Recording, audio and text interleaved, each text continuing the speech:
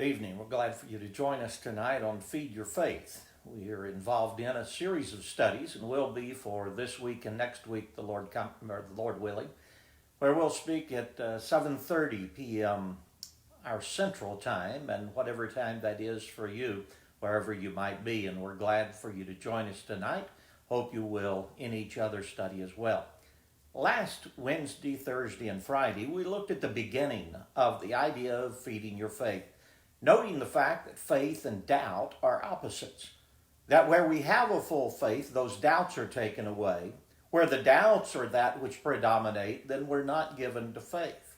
And so tonight we want to begin to talk about the idea of how it is that we come to that point of faith.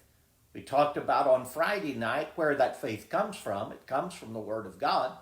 But why is it that we look to the Word of God as that which is the foundation of our faith? Why is it that we go there to answer our questions and banish all kinds of doubt so that we might know what God would truly have us to do? Well, that comes in a process of being those who walk by faith and not by sight, as Paul put it in 2 Corinthians 5. And so when you talk about that idea, how do I start that beginning of it? How do I begin to walk by faith and not by sight? Of course, walking by sight is walking by the way of this world. Walking by those things that have to do with the physical world, the material things, and letting that be our guide in this world.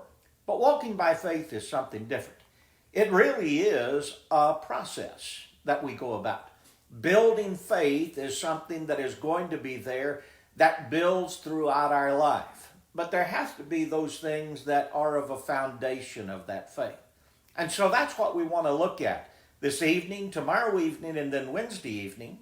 On Thursday evening, the Lord willing, we'll put that into an example from Acts chapter 17. But the foundation of faith, where does it begin? Well, it begins with the number one point, and that is that God is, that He exists. Not only that He exists, but He exists as the creator of this world, as the one who now sustains it, as the power that is behind it. He is the one that is high above man because He's the creator of man. That has to be reckoned as the fundamental fact. Now we say, how can that be the fundamental fact?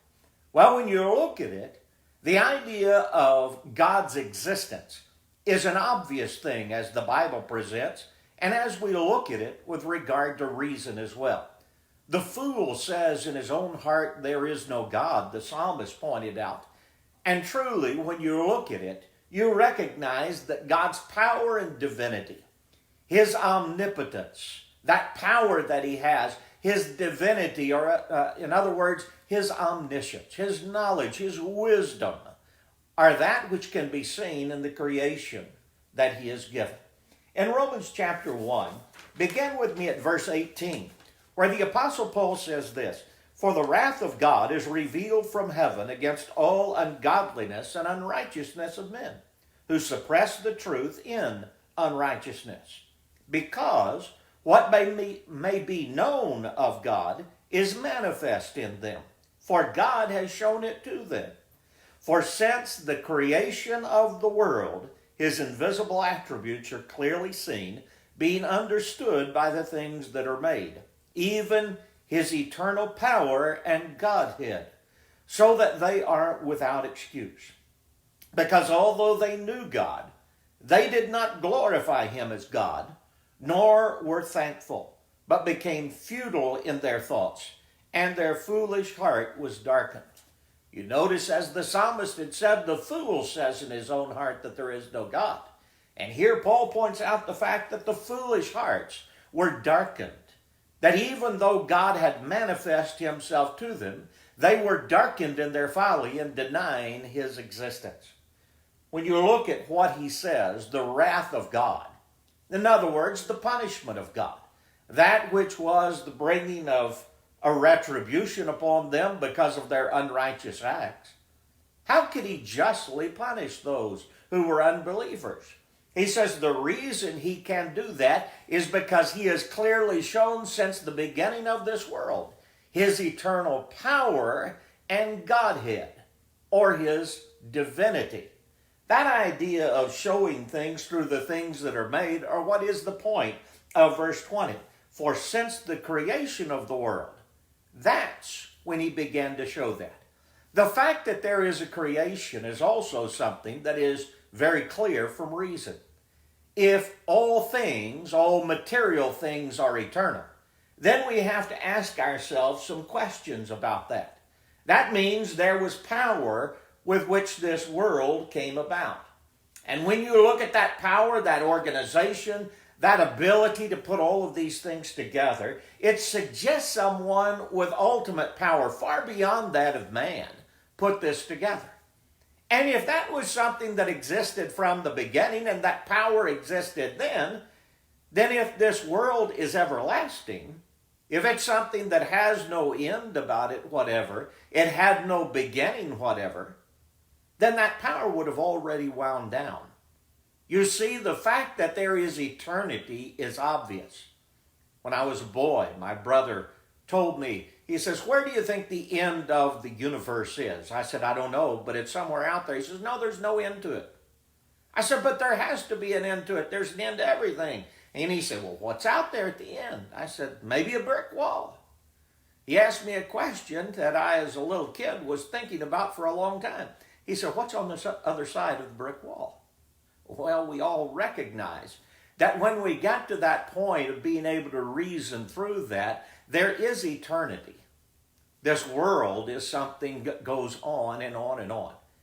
And if it goes on and on and on and has always existed, how did that power not already run out? Very clearly, the first and second laws of thermodynamics point out the fact that things get into a more and more random place. Power is conserved, but it becomes more and more random. In other words, it's unusable. Well, if the things of this world are what are eternal, then we would have already run out of that power. If they never had a beginning, never have an ending, how do we explain that? But if we explain the fact that that which always has been is God, there's my power. That's how I recognize that this world exists. And his divinity, his omniscience, his wisdom is also something that is clearly made, that is seen from the things that are made. The natural explanation for the world of the Big Bang Theory or some evolutionary way of existence does not make sense. It does not make sense with regard to the order that we have all around us. Within every cell that you have in your body and I have in mine, there is an encyclopedia, indeed a great library full of information and all of that. When you look and you see the order of this world, you see it in the universe, you see it in our solar system, you see it in the various things of this world. You see it in the fact, even down to an atom, that it has great order. How did all of that get there? Even to a realm that we cannot see and cannot understand and have only recently known to exist. You see, the fact is that order and design, those things suggest to me from largest to smallest that everything has purpose. But if things have a purpose, that's order. And if things had a purpose and an order, then somebody had to be behind that. Mind had to be there to determine that purpose and to put all into its place. When you talk about the way that we are away from the sun, we're just exactly the right distance. If it was much closer, we'd burn up. If it was much farther away, we'd freeze to death. We talk about other things and the balance that exists between them. It's in a fine state. How could all of that just happen by mere chance? The fact is, it shows order and it shows an existence that was planned. There is no natural explanation that exists for this world apart from God. It couldn't have created itself. That fact is very clearly brought out by what Moses had said and what the writer of Hebrews says as well. That every house is built by someone, but he who built all things is God. When you look at a house, you don't ask, what explosion caused that house? Or how is it that you built all of this from a rock pile exploding? You don't ask that. You ask who's the builder behind it. And when you look at something far more complex in this world, we have to ask, when it shows such order, where did that order come from? When we look at these things, the logical conclusion is there must be a designer. If there's order, there was somebody who put that order into existence. If that order is so absolutely magnificent from greatest to smallest of things, we have to tell ourselves there not only is a designer, but there's a designer of sufficient greatness, of sufficient power, and of sufficient mind to bring forth all of these things. And so what that tells me is that power and design that is there of God tells me I must have a purpose as well. Why would God make us with a mind that is able to think without that mind being able to think and be directed toward Him? Indeed, the atheist hopes that there is no God. But everything that we see of the design and order of the universe tell us there is a God. But if the things that have been created by God, the rivers, kind of a way in which we have a water system of rain coming down and going back up and coming back down, watering the earth, the various things that we see of the movement of the seasons, all of this is an order that tells us God has design, God has purpose with everything. Is there any way you and I can doubt that He has a purpose for us? And so my first understanding of that foundational point that there is a God leads me to the next one.